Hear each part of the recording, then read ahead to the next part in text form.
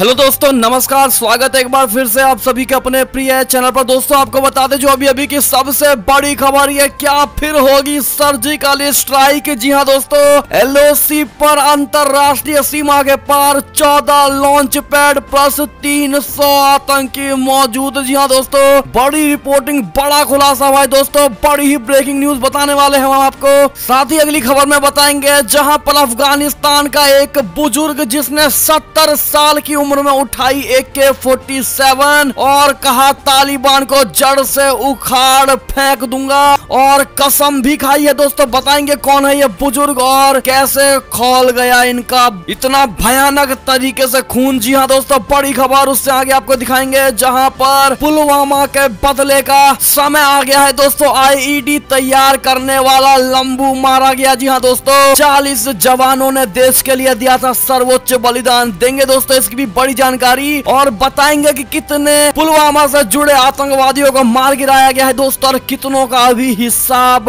बाकी है। हर तरह की जानकारी देंगे दोस्तों। उससे आगे आपको बताएंगे जहां पर CPEC के विरोध में बालूचिस्तान में भारी विरोध। जी हाँ दोस्तों, प्रदर्शनकारी बीच रोड पर उतर आए। बताएंगे क्या है बड़ा कारण। साथ ही आपको अगली खबर में बताएंगे जहां पर 9 घंटे चली 12वें दौर की कोर कमांडर स्तरीय वार्ता भारत चीन के बीच, जिसके बाद क्या हुआ, इसके चर्चे का हल दोस्तों, क्या निष्कर्ष निकला है, इसकी भी बड़ी जानकारी देंगे दोस्तों। साथ ही आपको बताएंगे जहां पर आज से आपकी जिंदगी में आएंगे कई बदलाव। ATM, सैलरी, पेंशन, EMI से जुड़े ये नियम बदलने वाले हैं। जी हाँ दोस्तों, आज से बताएंगे इन नियमों में क्या बदलाव होने वाला है दोस्तों। हर तरह की खबर आज आपको बताने वाले, तो बने रहिएगा वीडियो के अंत तक। और अभी खबरों में आगे बढ़ने से पहले अगर हमेशा की तरह मानते हैं कि हमारी भारतीय सेना में वो शौर्य, वो ताकत, वो पराक्रम है जो किसी अन्य देश की सेनाओं में नहीं है दोस्तों। साथ ही मोदी जी है तो हर चीज संभव है। तो फटाफट से इस वीडियो को भी कर दीजिए लाइक,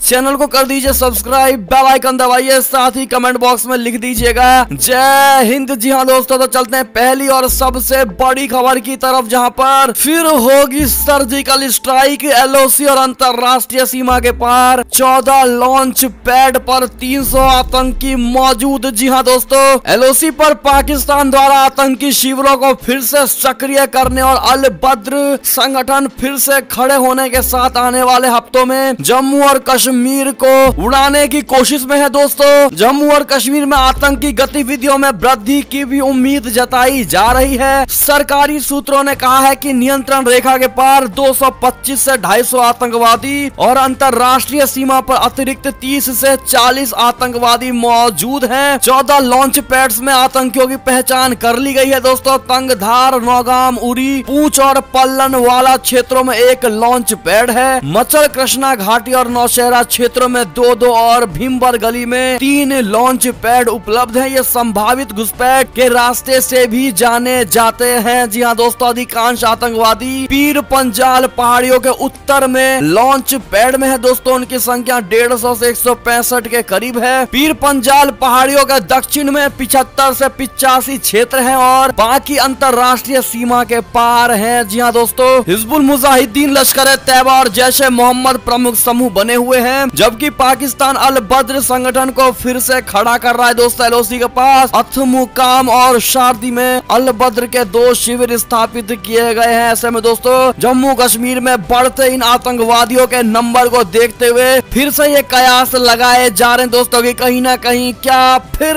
भारत की मोदी सरकार सर्जिकल स्ट्राइक तो नहीं करवाएगी दोस्तों आने वाले समय में। क्या लगता है आपको? और इन आतंकवादियों को जिस प्रकार से भारत में पाकिस्तान की ओर से घुसपैठ कराया जा रहा है दोस्तों, इसको लेकर आपकी क्या राय होने वाली है, कमेंट करके जरूर बताइएगा दोस्तों। और इनका खात्मा कैसे होने वाला है ये भी सुझाव जरूर दीजिएगा, और भारत सरकार को क्या कदम उठाना चाहिए बताइएगा जरूर दोस्तों। अगली खबर की बात करें तो मिलवाते हैं आपको उस बुजुर्ग से जिसने अफगानिस्तान में 70 साल की उम्र में उठाई AK-47, तालिबान को जड़ से उखाड़ फेंकने की खाई है कसम। बता दें अफगानिस्तान में तालिबान लगातार अपने पैर पसार रहा है और एक के बाद एक जिलों पर कब्जा कर रहा है। आतंकी संगठन के खिलाफ अब मुजाहिदीन के पूर्व नेता और जमीयत इस्लामी पार्टी के एक वरिष्ठ सदस्य मोहम्मद इस्माइल खान ने तैयार किया है अपने आप को और हथियार उठा लिए हैं दोस्तों। 70 वर्षीय इस्माइल खान ने अफगानिस्तान के पश्चिम में हेरात प्रांत में अपने सैकड़ों वफादारों को तैनात तैनात कर दिया है। बता दें कि इस्माइल का कहना है, हम युद्ध के मोर्चे बनाएंगे, हम हेरात शहर को उन लोगों से बचाएंगे जो इसे लूटने आए हैं, हम हेरात को लूटने के उनके सपने को कभी सच नहीं होने देंगे, हम उन्हें हेरात के लोगों पर बुरी तरह नजर नहीं डालने देंगे। जी हाँ दोस्तों, ऐसे में इस बुजुर्ग के हिम्मत और साहस की आप भी सराहना करते हैं दोस्तों, और मानते हैं कि अगर अफगानी नागरिक सभी मिलकर एक एक हथियार उठा लें दोस्तों, तालिबान को खदेड़ करके मुल्क से बाहर किया जा सकता है दोस्तों। तो आप भी कमेंट सेक्शन में ये बात जरूर लिखकर बताइएगा, और इस बुजुर्ग के बारे में लिखना मत भूलिएगा दोस्तों, जिसने इतनी हिम्मत दिखाई है अकेले खड़े होकर। दोस्तों अगली खबर की बात करें तो पुलवामा का बदला आईईडी तैयार करने वाला लंबू मारा गया। 40 जवानों ने देश के लिए दिया था सर्वोच्च बलिदान। आप सभी को याद होगा दोस्तों, साल 2019 के फरवरी महीने की 14 तारीख ने देश को सभी को झकझोर करके रख दिया था दोस्तों। इस दिन हुए आतंकी हमले में सीआरपीएफ के 40 जवान शहीद हो गए थे। जम्मू श्रीनगर नेशनल हाईवे पर हमलावर ने विस्फोटक भरी कार से सीआरपीएफ काफिले की बस को टक्कर मार दी थी। धमाका इतना भयंकर था कि बस के परखच्चे उड़ गए थे दोस्तों। इसके बाद घात लगाए आतंकियों ने अंधाधुंध फायरिंग भी की थी। हमले की जिम्मेदारी पाकिस्तानी आतंकी संगठन जैश ए मोहम्मद ने ली थी। आपको बता दें कि फिदाइन हमले की आईईडी यानी इम्प्रोवाइज्ड एक्सप्लोसिव डिवाइस खूंखार आतंकी इस्माइल भाई उर्फ लंबू ने तैयार की थी। इस्माइल आतंकी संगठन जैश ए मोहम्मद के मुखिया मौलाना मसूद अजहर का करीबी रिश्तेदार है। इस हमले को अंजाम देने में मसूद अजहर की मुख्य साजिश थी। इस्माइल उर्फ लंबू को शनिवार को हमारे सुरक्षा बलों ने पुलवामा मुठभेड़ में मार गिराया। जी हाँ दोस्तों, बड़ी खबर और भारत के लिए बड़ी कामयाबी है दोस्तों, और उन सभी लोगों के लिए जिन्होंने पुलवामा हमले के दिन शोक प्रकट किया था दोस्तों, और जिनको बहुत बहुत दुख हुआ था अपने शहीदों को इस तरह से जाने को लेकर दोस्तों। ऐसे में ये बड़े ही अच्छी खबर थी दोस्तों, आप सभी के लिए कमेंट में जरूर बताइएगा, और हमारे भारतीय सेनाओं को इसके लिए थैंक यू इंडियन आर्मी जरूर कह दीजिएगा दोस्तों। साथ ही आपको बता दें कि पुलवामा हमले के इस मास्टरमाइंड के ढेर होने के बाद 19 में से अब तक सिर्फ 5 आतंकियों का हिसाब अब होना बाकी रह गया है उस पुलवामा के लिए। जी हाँ दोस्तों, 5 आतंकवादी अभी भी जिंदा है दोस्तों, और जल्दी हमारी भारतीय सेना उन सभी को लपेटने वाली है। क्या लगता है दोस्तों आपको, क्या वो दिन जल्द आने वाला है या नहीं, बताइएगा जरूर। साथ ही आपको बता दें अगली खबर की बात करें तो दुनिया देखेगी दम, आज से हमारा भारत करेगा संयुक्त राष्ट्र सुरक्षा परिषद की अगुवाई। जी हाँ दोस्तों,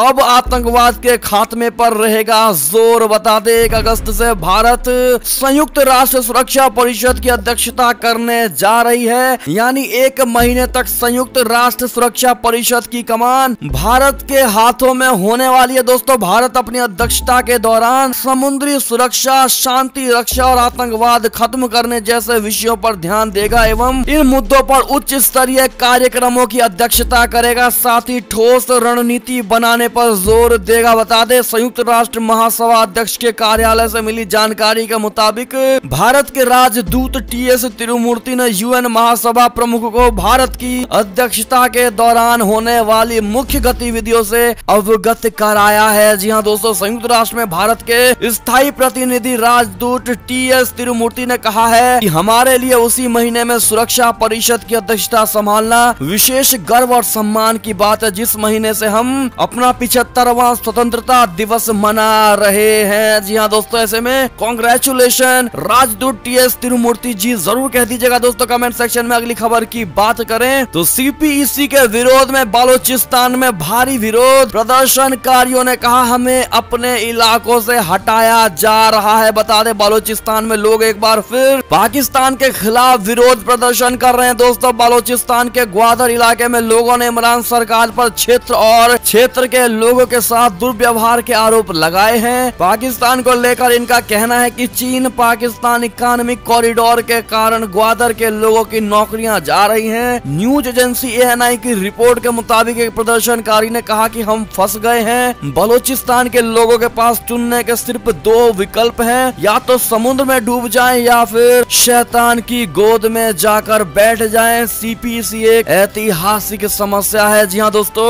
आपको बता दें इस विरोध प्रदर्शन को लीड कर रहे मछुआरों का कहना है कि सीपीसी के आने के साथ हमें बेहतरीन का यकीन दिलाया गया था, लेकिन बाद में सब हवा में गायब होगा। जी हाँ दोस्तों, अगली खबर की बात करें तो भारत चीन विवाद को लेकर बड़ी खबर, जहां 9 घंटे चली 12वें दौर की कोर कमांडर स्तरीय वार्ता, जिसके बाद तनाव घटाने पर हुई। इसमें बात बता दे, भारत और चीन के बीच लंबे समय से चल रहे सीमा विवाद को सुलझाने के लिए शनिवार को सैन्य और राजनयिक स्तर की 12वें दौर की वार्ता शुरू हुई है। दोस्तों जानकारी के अनुसार ये वार्ता करीब 9 घंटे तक चली। इसमें दोनों ही पक्षों ने तनाव घटाने को लेकर बातचीत की है। ये वार्ता वास्तविक नियंत्रण रेखा यानी LAC पर चीन के हिस्से वाले ओल्डी नामक स्थान पर हुई। इससे पहले सूत्रों ने बताया था कि इस वार्ता में भारत और चीन के बीच हॉट स्प्रिंग और गोगरा हाइट्स एरिया के डिसएंगेजमेंट पर चर्चा होने की उम्मीद है। जी हाँ दोस्तों, बढ़ते अगली खबर की ओर, जहां पर ड्रैगन को घेरने की तैयारी में भारत, अमेरिका चीन के लिए कैसे और बेचैनी पैदा करेगा क्वाड, बता दें। चीन के बढ़ते क्षेत्रीय प्रभाव को रोकने के लिए अमेरिका क्वाड के विस्तार की योजना पर गंभीरता से काम करना चाहता है। चीन की ओर से क्वाड की राह में रोड़ा अटकाने की कोशिश के बाद अमेरिका ने भी अपना प्रभाव दिखाने की कूटनीतिक कवायद शुरू कर दी है। दोस्तों भारत के साथ मिलकर क्वाड को समान विचार वाले देशों में समन्वय और विचार विमर्श के लिए व्यापक बनाने की योजना पर काम चल रहा है। जी हाँ दोस्तों, चलते अगली खबर की तरफ, जहां पर मुजाहिदों को ना छोड़ने पर उड़ा देंगे मंदिर और RSS का कार्यालय। जी हाँ दोस्तों, 14 अगस्त तक का दिया गया है समय। भारत को बड़ी धमकी दी गई है, बता दें। राजस्थानी लखनऊ के बड़े मंदिर और RSS कार्यालय को लेकर धमकी दी गई है। दोस्तों मंदिरों और RSS कार्यालय को लेकर धमकी भरा पत्र मिला है। इस पत्र को रजिस्टर्ड डाक से अलीगंज हनुमान मंदिर में भेजा गया है। दोस्तों इस पत्र में कहा गया है कि अगर 14 अगस्त तक मुजाहिदों को रिहा नहीं किया गया तो उसके बाद अंजाम भुगतने के लिए तैयार रहो। जी हाँ दोस्तों, पत्र में लिखा है कि 10 लोगों की सूची तैयार है, जिसमें कुछ RSS के वे बड़े लोग और बड़े पदाधिकारी शामिल हैं। पत्र की भाषा बेहद संवेदनशील और भड़काऊ है। दोस्तों इसमें महिलाओं के लिए भी अपशब्द लिखे गए हैं। पत्र जिस लिफाफे में आया है उस पर त्रिवेणी नगर के उप डाकघर की मुहर लगी हुई है। जी हाँ दोस्तों, बता दे पत्र भेजने वाले के नाम व पते के स्थान पर जोगिंदर सिंह खदरा मदेयगंज लिखा हुआ है। 15 अगस्त को अंजाम भुगतने को तैयार है, इस प्रकार की बात लिखी गई है। दोस्तों अलीगंज स्थित नए हनुमान मंदिर के पुजारी विजय शंकर दीक्षित ने जी मीडिया से खास बातचीत में बताया है कि धमकी भरा पत्र रजिस्टर डाक से भेजा गया है जो मंदिर प्रबंधक के नाम से है। ऐसे में आप इस पत्र को देख पा रहे होंगे दोस्तों स्क्रीन पर। क्या लगता है आपको, और इतनी बड़ी धमकी RSS को और मंदिर उड़ाने तक की बात कही गई है। दोस्तों क्या लगता है, क्या इन मुजाहिदों को छोड़ देना चाहिए या फिर जल्द से जल्द इस पत्र का पता लगाना चाहिए दोस्तों, और इन मुजरिमों को सजा मिलनी चाहिए? कमेंट में राय सुझाव जरूर दीजिएगा दोस्तों, और वीडियो को लाइक नहीं किया तो प्लीज लाइक कर दीजिएगा और अंत में शेयर करना बिल्कुल मत भूलेगा दोस्तों। बढ़ते अगली खबर की तरफ, तालिबान ने संयुक्त राष्ट्र की इमारत को बनाया निशाना, जिसके बाद भड़क उठे एंटोनियो गुटेरस ने कहा इसे युद्ध अपराध माना जाएगा। बता दें अफगानिस्तान में खून की होली खेल रहे तालिबानी अब संयुक्त राष्ट्र को भी निशाना बना रहे हैं। शुक्रवार को पश्चिमी अफगान प्रांत हेरात में स्थित UN की मुख्य इमारत पर हमला बोला गया। इस हमले की UN महासचिव एंटोनियो गुतेरेस ने कड़ी निंदा की है। दोस्तों उन्होंने कहा कि विश्व संगठन के कर्मियों तथा परिसरों पर हमले अंतर्राष्ट्रीय कानून के तहत निषिद्ध है और इन्हें युद्ध अपराध माना जा सकता है। आपको बता दें कि अमेरिकी सैनिकों की वापसी के बाद से तालिबानी बेकाबू हो चुके हैं। बढ़ती अगली खबर तरफ दोस्तों, जहां पर बौखला उठा चीन, अरुणाचल प्रदेश और अक्साई चीन को भारत का हिस्सा दिखाए जाने वाले हजारों मानचित्रों को नष्ट कर दिया गया है। बता दें चीन ने हाल ही में चीन में बने विश्व मानचित्र की एक बड़ी खेप जब्त कर ली है, क्योंकि उन मैप्स में अक्साई चीन और अरुणाचल प्रदेश को भारत का हिस्सा दिखाया गया था। आपको बता दें कि चीन अरुणाचल को दक्षिण तिब्बत का हिस्सा मानता है और भारतीय क्षेत्र अक्साई चीन पर कब्जा किए हुए, जिसके बाद जिन भी हिस्सों में अरुणाचल प्रदेश भारत का हिस्सा दिखाया गया है दोस्तों, ऐसे में उन सभी नक्शों को चाइना की तरफ से तबाह कर दिया गया है, फाड़ दिया गया है। दोस्तों ऐसे में आपकी क्या राय होने वाली है इस बौखलाहट के पीछे चाइना के, कमेंट करके जरूर बताइएगा दोस्तों। बढ़ते अगली बड़ी खबर की ओर, जहां पर ब्रिटिश रक्षा मंत्रालय ने बताया कि अरब सागर में ओमान के पास इजराइल से जुड़े जहाज पर बड़ा हमला हुआ है, जिसमें दल के 2 सदस्यों की मौत हो गई है। जी हाँ दोस्तों, एक इजरायली अरबपति के लिए काम कर रहे व्यापारिक जहाज पर अरब सागर में ओमान के निकट हमला किया गया है। दोस्तों हमले में चालक सुरक्षक दल के 2 सदस्यों की मौत हो गई है। मारे गए सदस्यों में एक ब्रिटेन और एक रोमानिया से था। दोस्तों ये जानकारी शुक्रवार को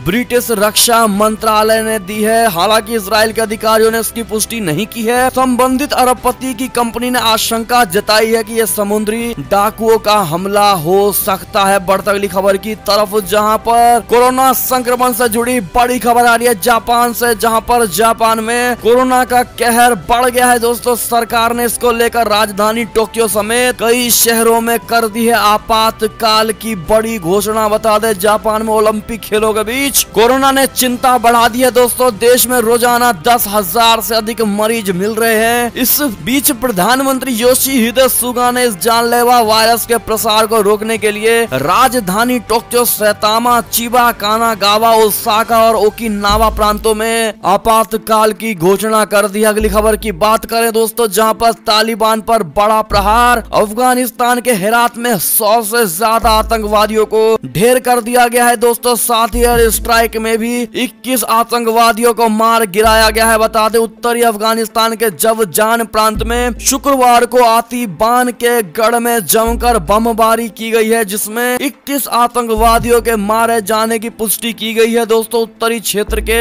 सेना के प्रवक्ता मोहम्मद हनीफ रेजाई ने शनिवार को यह जानकारी दी है। तो वहीं हेरात प्रदेश के गुजरा जिले में 100 से अधिक आतंकवादियों को मारकर अफगानी सुरक्षा बलों ने दोबारा कब्जा जमा लिया है। बढ़ती अगली खबर की ओर, जहां पर अंतर्राष्ट्रीय धार्मिक स्वतंत्रता के लिए भारतवंशी राशिद हुसैन बने अमेरिकी राजदूत। बता दें अमेरिकी राष्ट्रपति जो बाइडेन ने भारतीय अमेरिकी राशिद हुसैन को अंतर्राष्ट्रीय धार्मिक स्वतंत्रता के लिए राजदूत एट लार्ज के रूप में नामित कर दिया है। दोस्तों यह धार्मिक स्वतंत्रता को आगे बढ़ाने के लिए अमेरिकी कूटनीति का नेतृत्व करेंगे। हुसैन धार्मिक स्वतंत्रता पर अमेरिकी कूटनीति का नेतृत्व करने वाले पहले मुस्लिम हैं। एम्बेसडर एट लार्ज ऐसा राजदूत होता है जिसे विशेष जिम्मेदारियां दी जाती हैं, लेकिन वो किसी खास देश के लिए नियुक्त नहीं होता है। ऐसे में दोस्तों इस भारतीय अमेरिकी राशिद हुसैन को अंतर्राष्ट्रीय धार्मिक स्वतंत्रता के लिए राजदूत एट लार्ज बनने के लिए इनको कांग्रेचुलेशन जरूर कर दीजिएगा दोस्तों, क्योंकि भारत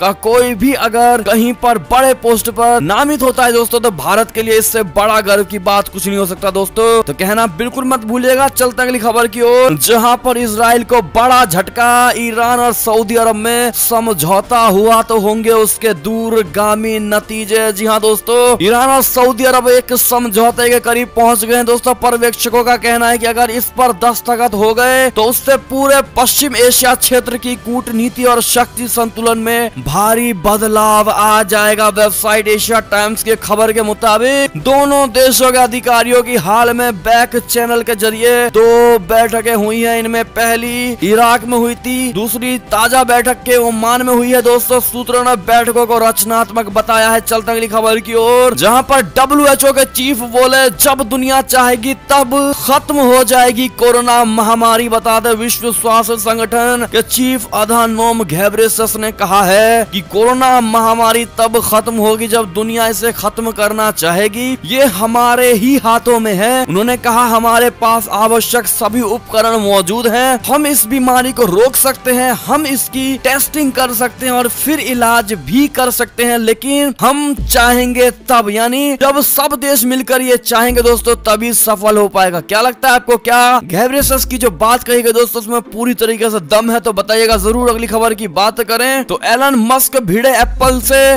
बोले कंपनी लेती है इंटरनेट पर ग्लोबल टैक्स। जी हाँ दोस्तों, इलेक्ट्रिक कार बनाने वाली कंपनी टेस्ला के प्रमुख एलन मस्क अक्सर अपने ट्वीट को लेकर चर्चा में रहते हैं। अब की बार उनके निशाने पर आईफोन बनाने वाली टेक कंपनी एप्पल आई है, जिसको लेकर इन्होंने इंटरनेट पर ग्लोबल टैक्स लेने का इल्जाम लगाया। दोस्तों क्या लगता है आपको? अपनी राय जरूर दीजिएगा इस पर। बढ़ती अगली खबर की ओर, जहां पर भारत में सितंबर से स्पुतनिक वी का प्रोडक्शन हो सकता है शुरू। इन कंपनियों से कॉन्ट्रैक्ट पर चल रही है बात। जी हाँ दोस्तों, दुनिया की पहली कोरोना वैक्सीन स्पुतनिक वी का भारत में वैक्सीनेशन शुरू हो गया है, लेकिन अभी प्रोडक्शन शुरू नहीं हुआ है दोस्तों। लेकिन अब उम्मीद यह है कि सितंबर से भारत में स्पुतनिक वी का प्रोडक्शन शुरू हो जाएगा। जी हाँ दोस्तों, बता दें एक आधिकारिक बयान में जानकारी दी गई और कहा गया है कि भारत में स्पुतनिक वी का उत्पादन सितंबर से शुरू होने की उम्मीद है और हम कोशिश कर रहे हैं कि भारत में Serum Institute of India, Gland Pharma, Hetero Biopharma, Panacea Biotec, Stelis Biopharma, Virchow Biotech और मोरपेन लैबोरेटरीज जैसी कंपनियों के साथ उत्पादन को लेकर कॉन्ट्रैक्ट किया जाए। अगली खबर की बात करें तो खाली हाथ लौटी मैरी कॉम ने देश से मांगी माफी, कहीं इमोशनल कर देने वाली बात बता दें। बहुत दुख लगता है जब खिलाड़ी कड़ी मेहनत कर सपना पूरा करने के लिए आगे बढ़े, लेकिन कुछ गलत फैसलों के कारण उसकी मेहनत पर पानी फेर दिया जाता है। टोक्यो ओलंपिक में भारत की स्टार महिला मुक्केबाजी मैरी कॉम के साथ ऐसा ही हुआ। वो मेडल जीतने की दावेदार थी, लेकिन जजों के गलत फैसलों के कारण वो हार गई। मैरी कॉम को मैच खत्म होने पर भी नहीं पता था कि वो हार गई है, लेकिन 2 घंटे बाद जब पता चला तो वो अंदर से टूट गई। उन्होंने कई आरोप भी लगाए। हालांकि मैरी कॉम शनिवार को भारत आ चुकी है। उन्होंने टोक्यो से खाली हाथ लौटने पर देश से माफी मांगी है। उन्होंने कहा कि खाली हाथ लौटने पर मुझे बहुत बुरा लग रहा है। मैं मेडल के साथ वापसी करना चाहती थी। मुझे देश से समर्थन मिला। मेरे मैच में हेरफेर किया गया है और धोखाधड़ी की गई थी। मैंने पहले 2 राउंड जीते,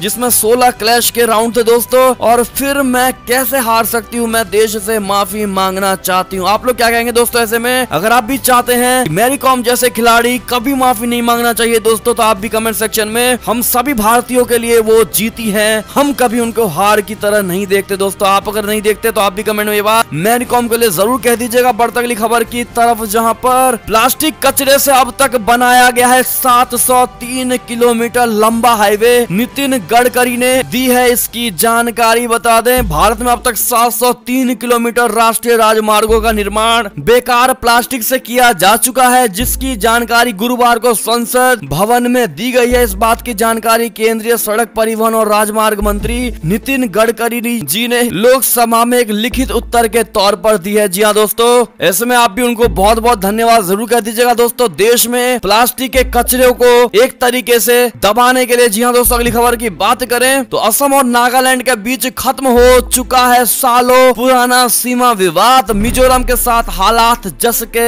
तस बने हुए हैं। जी हाँ दोस्तों, अगली खबर की बात करें तो कर्नाटक सरकार का बड़ा फैसला, गैर हिंदू धार्मिक संस्थानों के लिए नहीं होगा मंदिर के धन का उपयोग। इस फैसले को आप कितना सही मानते हैं दोस्तों या गलत मानते हैं, कमेंट में जरूर बताइएगा। अगली खबर की बात करें तो आज से आपकी जिंदगी में आएंगे कई बदलाव। एटीएम, सैलरी, पेंशन, ईएमआई से जुड़े नियम बदल जाएंगे। बता दें, महंगाई हर दिन नई ऊंचाई छू रही है दोस्तों। अगला महीना यानी आज से अगस्त में महंगाई का बयार शुरू होगा, जिसका सीधा असर आपकी जेब और जीवन पर पड़ेगा दोस्तों। जैसे एटीएम से कैश निकालना महंगा हो जाएगा। रिजर्व बैंक की पॉलिसी भी इसी अगस्त के पहले हफ्ते में ही आएगी दोस्तों। एलपीजी की कीमतों में भी बदलाव किया जा सकता है। आपको बता दें दोस्तों कौन कौन से बदलाव होने वाले हैं आज से, यानी कि आज से एटीएम लेन देन महंगा होगा। 1 अगस्त से बैंक एटीएम पर इंटरचेंज चार्ज में 2 रुपए की बढ़ोतरी कर सकेगी, जिसमें 15 रुपए से बढ़ाकर अब 17 रुपए कर दिया जाएगा दोस्तों। साथ ही आईसीआईसीआई बैंक की बैंकिंग सेवाएं भी महंगी होंगी। सैलरी, पेंशन, ईएमआई से जुड़े नियम भी बदले जाएंगे दोस्तों। एलपीजी सिलेंडर के भी दाम बढ़ेंगे। 809 रुपए की जगह 834 रुपए का अब सिलेंडर मिलने वाला है, वो भी 14.2 किलोग्राम वाला सिलेंडर। जी हाँ दोस्तों, साथ ही फॉर्म 15 CA 15 CB की डेडलाइन भी खत्म हो जाएगी। ऐसा दोस्तों ये बड़ी खबरें थी। आप सभी इस मुद्दे पर क्या कहना चाहेंगे दोस्तों? महंगाई वाले मुद्दे पर क्या लगता है आपको? क्या आप इसको बियर कर पाएंगे दोस्तों? अगर हाँ या ना कमेंट में जो भी है राय जरूर दीजिएगा दोस्तों। और ये थी अब तक की सारी बड़ी खबरें। आपको हमारी खबरें कैसी लगी? आशा करता हूँ दोस्तों बहुत अच्छी लगी होगी। अगर थोड़ी भी अच्छी लगी है तो इस वीडियो को